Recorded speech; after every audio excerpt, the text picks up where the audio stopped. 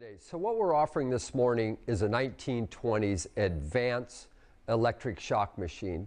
These machines were extremely popular actually from the turn of the century until they possibly kind of quit using them because they figured out that electricity was maybe could give somebody a heart attack.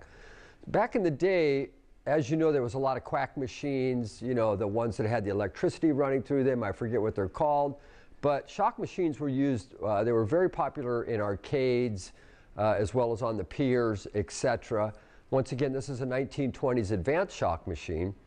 Now the thing about these particular shock machines is I had bought 3 recently. 2 of them they said worked, and 1 of them they did not tell me. All 3 of them needed to go out to my specialty mechanic, and there's very few of them left, that could actually make this work good, because it works on a nice, which you will see in the stills, a nice, I think it's a D-cell battery, but it had to be completely worked over, because when you start this machine, the idea of it, now I wanted them to work correctly, so when you get them, they work correctly. So when you put your pin in, I got a bad hand, so I can't show you, but I can turn it on. Let me put a pin in it so you can hear it. It has a timer on it, okay? So I'm gonna put the pin in it, and you'll hear it start the timer. So it has so much time. This one doesn't move. This one does move. You have to have your hands on both of them. And I suggest you get a good firm grip on them, right? And it's at this point, oh yeah, I could feel it. And it's at this point that it barely tickles you. It just barely tickles you. And then as you increase the volts, right, it starts getting more and more intense. Now, I personally gave a challenge to Scott, who bought one of ours recently, one of the other ones I did. And out of everybody here, I was able to take it to full capacity, which was all the way to 500. I'm not sure why I can do that and others can't, but it's the way it worked out. So this machine works correctly. Once again, they're very hard to get that actually work correctly. When you first touch it, it barely tickles you. And as you bring it up, it shocks you more and more. So we went through all the mechanism. The thing works good. It's got a beautiful sign in it.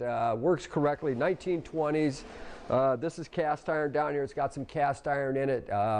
It's just a great, fun machine. You know, like I said, they got rid of these because they didn't want nobody to have a heart attack, etc. This one works good, is good, it's ready to go. You can still get batteries. We bought the battery which is in here, brand new. So if you need another one, you go online and find a like battery, and it just goes in very easily. So, great piece. These are hard to get. Everybody's kind of looking for them. They got requests for them, but especially in correct working condition. Anyway, thank you for your time. Great machine. If you buy it before noon, Jeff will get it out. We list nothing that isn't ready to be shipped, so we have a lot of pieces that we're going to the shop, but this is one of them, along with another 300 pieces ready to go. So, Jeff, how far did you get on this? How high did you get? I'm not stupid enough to even try it. So. Oh, that's right. There you go. He was one of the chicken ones.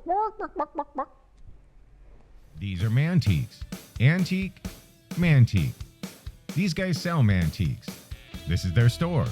We're bringing stuff every day, in and out, in and out, in and out. We're shaking and baking. These are their customers. Give me the rundown on the GMC. This lived in a bar in Ghent in Belgium. Follow Jim and Jeff from 9 to 5 or after hours as they buy, sell, and restore the coolest stuff for the coolest collectors worldwide.